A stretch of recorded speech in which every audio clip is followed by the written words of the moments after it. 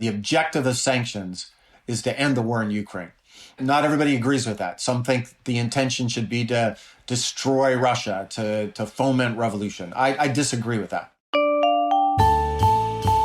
Hello and welcome to the GZERO World podcast. This is where you'll find extended versions of my interviews on public television.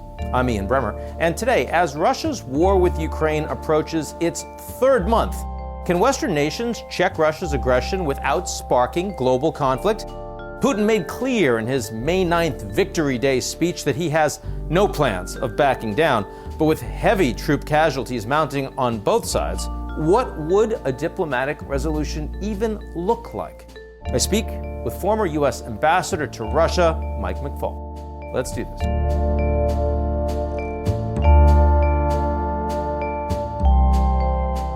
The GZERO World podcast is brought to you by our founding sponsor, First Republic.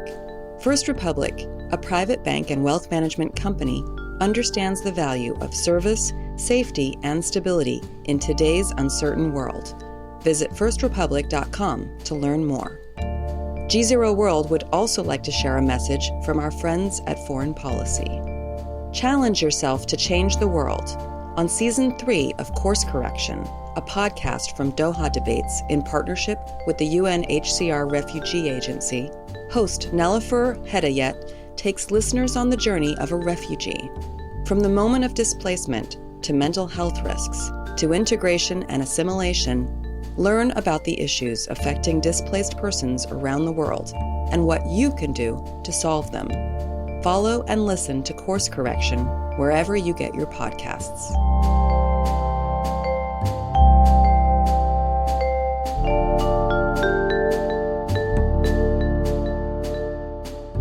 Mike McFaul, welcome to GZERO World. Glad to be back. So let me start. There's so much to talk to you about, and Russia is not only a little in the news these days. I want to start with the Victory Day speech earlier this week. What did and did not surprise you? How do you relate to the way Putin decided to present to his country and the world on this very important day? You know, I had a bunch of different reactions to it. The first one was tragedy, Ian. This is a really important day in the history of Russia, history of Ukraine, history of all countries that fought, that are now independent, that used to be part of the Soviet Union to defeat fascism. I attended that event as an ambassador a couple of times, and one of the best parts of my job as ambassador was meeting veterans that fought against fascism, and that he used such a sacred day to tie it to this horrible war in Ukraine and tie them all together, I just found to be really unbecoming. That's the first thing. Second, it was a nothing burger as a speech. That was my main, all this build, oh my goodness, another big play on the chessboard for Putin, mobilization, and it was nothing. It was just the same old stuff. A couple of lies. He always has to, do that as a way to make his argument. But it was really underwhelming to me as a speech. Aesthetically, as a speech, it was not one of his best speeches. Again, aesthetically, I said, I disagree with almost all of Putin's speeches, but some have been well constructed. This was not that. And it makes me think that maybe he's just run out of steam and ideas in terms of this war that he's conducting in Ukraine. Does it make you think that he's trying to keep his options open? He's not actually sure which way the war is going to play out for himself at this point? Great point. I think that's exactly right. He couldn't declare victory on Victory Day because that would sound silly. Even to Russians, it would sound silly, by the way. He couldn't do that. He's changed the war objectives very clearly, right? So if we were talking 2 months ago, he had a really big agenda. Ukrainians are just Russians with accents, according to Putin. They were supposed to be swallowed back in. That didn't work. He was supposed to denazify Ukraine. That failed. Demilitarize Ukraine. That failed. He didn't seize the major cities, including Kiev. He lost the Battle of Kiev. I think that'll be a historic event in Ukrainian nationhood. And when you read history books 50 years from now, that's going to be a big moment. He lost that. So now he had to change it to Special Military Operation Zashita Donbasa, right? In the defense of Donbas. That is not the phraseology that he used 2 months ago. And even there, to your point, I don't think he knows if he can prevail in Donbas, and that's why I think he had to hedge his bets in the speech this week. Now, he did say that in the Donbas, that the Russians are defending their territory, belongs to them. So do you get the sense that kind of baseline table stakes, irrespective of what else he may want, is that he intends to take / annex / not give up all that land, which is a lot more than where he was before February 24th, before the tanks started rolling? Yes, that actually was the most important phraseology of that speech, because that was the first time, to my mind, where he very deliberately talked about parts of Ukraine that formally we thought were either contested parts or not contested parts as being part of Russian territory. That suggests that that is his strategy, that he is going to annex those territories and then try to hold them. And that is new. That is something qualitatively different than the way he's been speaking about the war so far. Now, beyond Donbas itself, where we now have this special military operation is focused, we're still seeing significant amount of Russian shelling, artillery, long-range precision missiles against all sorts of cities in Ukraine, against Odessa stepping up over the past week. We've seen it against Lviv, against other cities. We're also seeing these explosions in the contested territory of Transnistria, this Russian breakaway province of Moldova. What's your read on what all of that means as connected to what Putin is trying to accomplish? Well, I think it's part of just, the terrorism that has been part of his military strategy throughout this war. And it's deliberate. He is terrorizing these populations, killing civilians, as a way to try to compel Zelensky to negotiate. And, I've talked to Zelensky a couple times during this war, and I think it's important for people to understand that when you're the leader of a country, the democratically leader of a country, and you can't defend your people, and you have to sit there and watch because you don't have defenses against that, it does weigh on him. I think it's a hard thing, and it is part of his strategy to keep the pressure on Zelensky for one day when, I think he will try to say, I've seized this territory and now we need to negotiate. He wants to keep that pressure on Zelensky and his armed forces. The other part, by the way, is he wants to keep trapped some of the forces that are there. So forces that are around Kharkiv in particular, but also we don't exactly know what's going to happen in Odessa, but he wants to keep them there so that the Ukrainians don't move them to the main fight in Donbas right now. Now, when you talk to Zelensky, I'm interested in how he thinks about the future of the war. Do you get a sense that he would welcome a restart of negotiations at this point? Or given that he's done so well, given that the morale of the Ukrainian troops is higher, a lot more support they're getting from the West, do you get the sense of, no, I want to actually have the opportunity to retake this territory first? It's a great question, and I don't want to pretend that I've talked to Zelensky about that very question, but I have talked to many people around him, and their objectives have changed, Ian. You're exactly right. A month ago, talking to him and others around him, they were talking very soberly about a peace settlement that would trade Ukrainian neutrality for some security guarantee from the West, that would agree to disagree about where the borders are, but agree to not take them through military force. And they were even negotiating about the size of the Ukrainian military in the negotiations, right? That was a month ago. All of those issues, I think, are now frozen. I think their objectives have changed. They feel like the time is on their side, and whether they're right or wrong about that, I'm not a military expert enough to know in terms of which artilleries are going to prevail in Donbas. But I think Putin may have missed an opportunity to get an agreement a month ago that I do not think I know is not on the table today and may not be on the table, 4 to 6 or 8 weeks from now. Yeah, so in other words, the Russians would have to do a hell of a lot more damage to the Ukrainians for that to be remotely plausible going forward. I think so. Tragically, I think so. And, I could easily imagine a scenario where the lines of the battle are not going to change that much in Donbas for weeks and maybe months. But tragically, a whole lot of Russian soldiers and Ukrainian soldiers and civilians are going to die. Now, I want to turn a little bit to U.S. policy. You've been very outspoken from the beginning, to be fair, that the West needs to do a lot more in terms of the sanctions against Russia, in terms of the military support that they're providing Ukraine. But we've now seen over the course of almost 3 months that the trajectory of the West has been in that direction that you have been arguing for. Is the West, broadly speaking, now where you think they should be in terms of Russia and Ukraine policy? On bolstering NATO, I think yes. I'm very impressed with what they've done there. On weapons, almost yes. And you're right, their policy changed. I think publics were ahead of the governments, by the way, on not only in the United States, but talking to colleagues of mine throughout Europe. I think they've moved pretty far on arms, not quite as far as I would have liked, not as fast, but they've moved pretty far. I think on sanctions, they're behind still. I think there's a lot more that could be done and should be done. But I applaud, as I say when I talk to my government friends here in the United States, you get an A for the midterm because I'm a professor.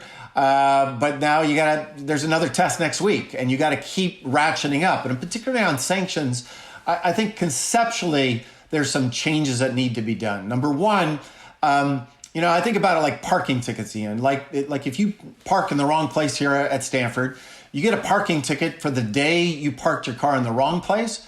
But if you leave it there, you get another parking ticket the next day, and you pile them up. I think and then they boot your car. then you can't drive anymore, man. I think I got up to 4 or 5 one time when I forgot where I'd parked. And I think that ratcheting is a conceptual change that needs to take place with sanctions, right? As long as Putin's army is parked, to stretch the metaphor, in Ukraine, there's got to be a ratcheting. I also think conceptually on individual sanctions, they need to rethink some things. I have a working group I'm a member of that we're putting together a bunch of ideas on this. And one of the ideas is sanction the position, not the individual. So sanction everybody who's a deputy minister and above in the government. Sanction everybody who's on the board of Rosneft. And then that gives everyone who's a girlfriend of the Russian president. That's a little harder because then that's a position. That's not an individual.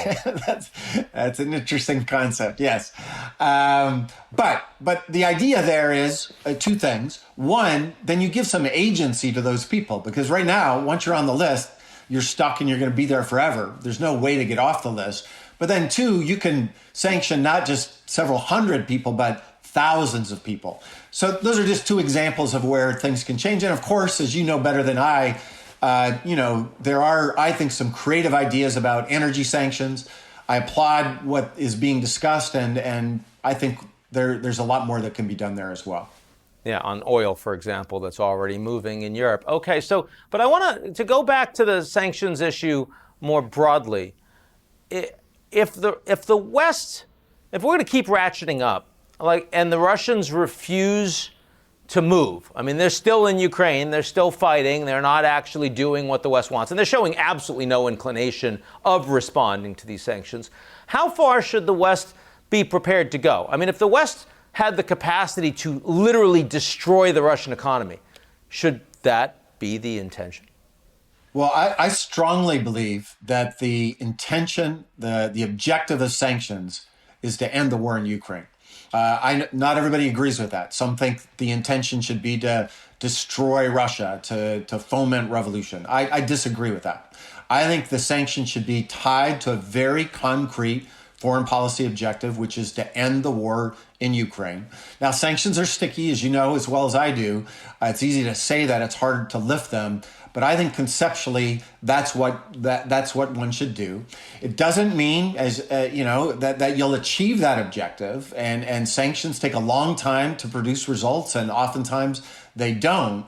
But I think framing it that way has the purpose to when we talk to people inside Russia. By the way, that's the one I left off my list. That's where I think the Biden administration and the West more generally, that's where I would give them low marks. They're not, I don't think they have a very good strategy for communication inside Russia. I don't think they're explaining the policy as well as they should.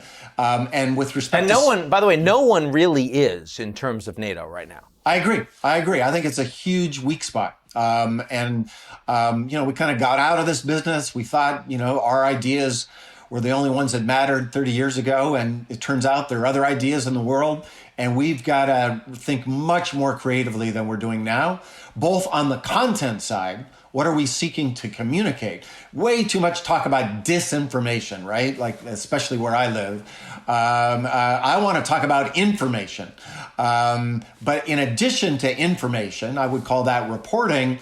I also think we got to think about the content of the ideas involved here. And that needs a lot more work. And then the technology about how to communicate them, that requires a lot of more work as well.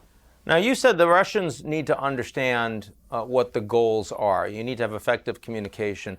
You said that the goals are to get the Russians to end the war in Ukraine. Now, I've heard from leaders around NATO, including, of course, some statements made by the U.S. administration, I'm thinking by the Secretary of Defense in particular, that imply that those aren't the only goals, that there are goals to degrade or destroy Russia's military capabilities so they wouldn't be able to engage in such an attack again. It's hard to communicate effectively when the goals are not necessarily identical or well shared by the various components of the NATO alliance. Yeah, great point. And there is noise, and there's a range of views within the alliance. I'm mostly impressed by how well the alliance is kept together. I think the Biden administration should get a lot of credit for a lot of things that we weren't witnessing in the run-up to this war. By the way, Putin gave us a big advantage by being so slow, and the buildup gave them the time to do the diplomacy, to get everybody in place. But having said that, there's noise. And I think they need to be disciplined about the messaging. I actually think Secretary Austin's comment, I disagreed with that. I don't think that should be the goal of what we're doing right now, but that's just my personal view. I would have rather him say, we want to strengthen Ukraine and Ukrainians' military so that they'll have the ability to deter Russia's military no matter what its strength. Yeah, very different from the disarmament as well, the demilitarization that, again, originally might have been on the table between Ukraine and Russia. You see how far this pendulum has shifted over the course of just 10, 11 weeks now. There's, of course, been a really big flurry of stories around this New York Times piece that said that members of the administration speaking to the New York Times journalists that the United States was providing intelligence that helped the Ukrainians target Russian generals and also target the Moskva, the flagship of the Black Sea Fleet. Walked back by the Pentagon itself. But in your view, should the United States be in the business of doing that? First of all, I don't know that it's true. Ukrainian government officials I talked to say it's not true. So they're contending the very validity of these leaks. Number two, I believe that we should share intelligence with the Ukrainians. I'm not against that as a policy matter, but I'm militantly against talking about it. I think it's just stupid. Ian, I used to read secret materials every day for 5 years in the Obama administration. I'm sure it would have been fun for us to meet and have a drink and talk about that. But that's not, I think it's illegal. Two, it doesn't serve our national security interests, because think about what's happened here as a result of that. One, it feeds Putin's narrative that he's fighting NATO and the United States and Ukraine, not the Ukrainians. That's exactly what he wants his people to believe, so we're helping him with that. Number two, think how it feels for the Ukrainians. It makes them look weak, like they can't do this on their own. That's not their view. Their intelligence is actually quite, they believe, I haven't seen it, but they believe that they're doing pretty well in terms of intelligence here, and maybe they're providing us with intelligence. So this mystique that, because of our what we have in our budgets, that and we are, by the way, we have great intelligence. Let's be clear about this. But we learn a lot from them, and it makes them look weak. And that didn't serve anybody's, I don't think that serves our security objectives in terms of our partnership with the Ukrainians. So before we go, I want to ask you just a little bit about Russia itself, because of course, you talked about your discussions with Zelensky and with many in the Ukrainian government. You were on the ground in Russia, not only as ambassador, but for many years before that as a political scientist. I wonder, the conversations you're having now with people on the ground in Russia, with your friends, with your colleagues, what do they see? What do they like? What surprises you from what you're hearing from Russia today? It's a great question. So I do talk to Russians every single day. Just minutes ago, in fact, somebody in Moscow. I talk to Russians that have left the country, and political people as well as economic people. And I would say a couple of things. One, and this, I'm just reporting what one of my long-term colleagues said, not an opposition figure, somebody who worked in the government for many, many years.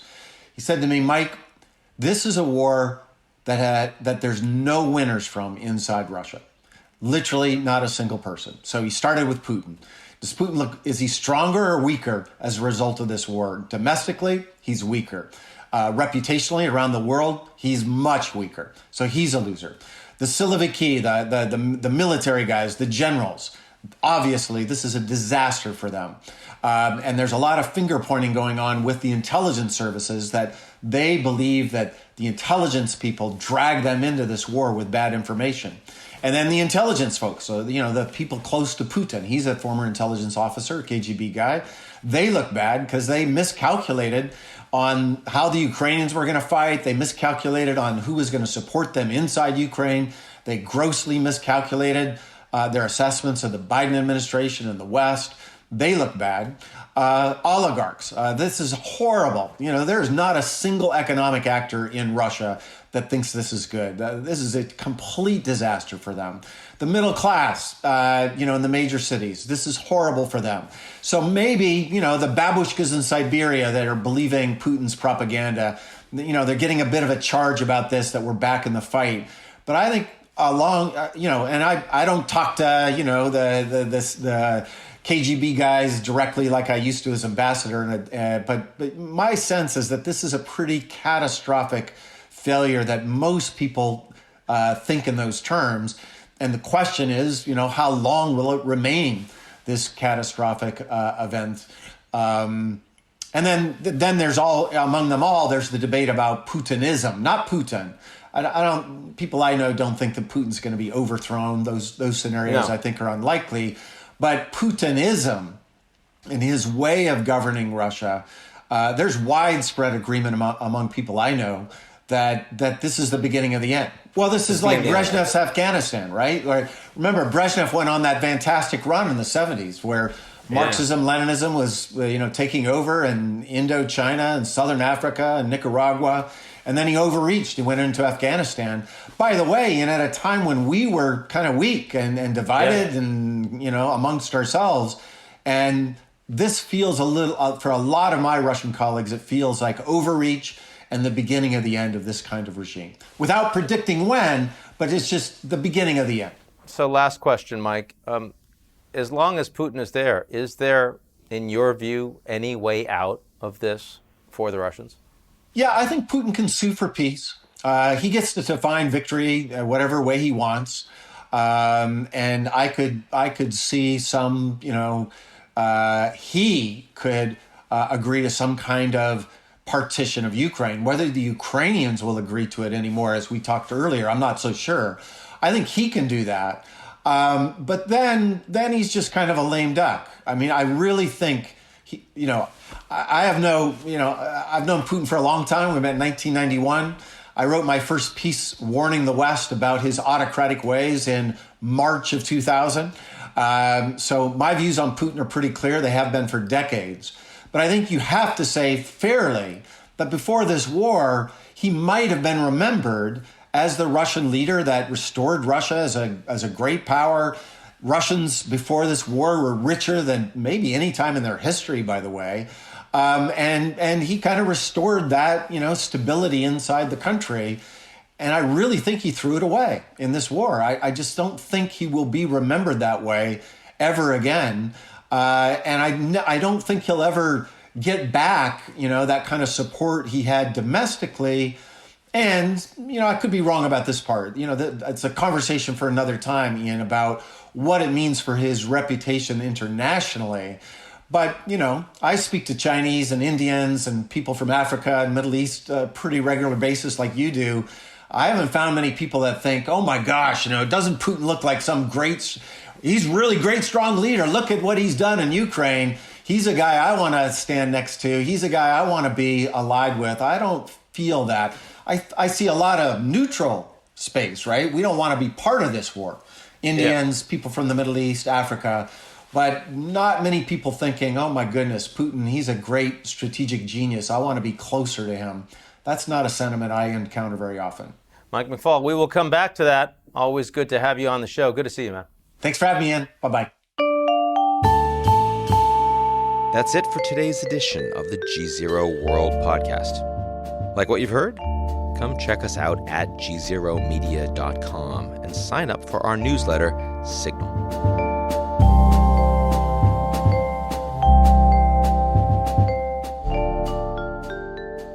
The GZERO World podcast is brought to you by our founding sponsor, First Republic. First Republic, a private bank and wealth management company, understands the value of service, safety, and stability in today's uncertain world. Visit firstrepublic.com to learn more. GZERO World would also like to share a message from our friends at Foreign Policy. Challenge yourself to change the world on Season 3 of Course Correction, a podcast from Doha Debates in partnership with the UNHCR Refugee Agency. Host Nelifur Hedayet takes listeners on the journey of a refugee. From the moment of displacement to mental health risks to integration and assimilation, learn about the issues affecting displaced persons around the world and what you can do to solve them. Follow and listen to Course Correction wherever you get your podcasts.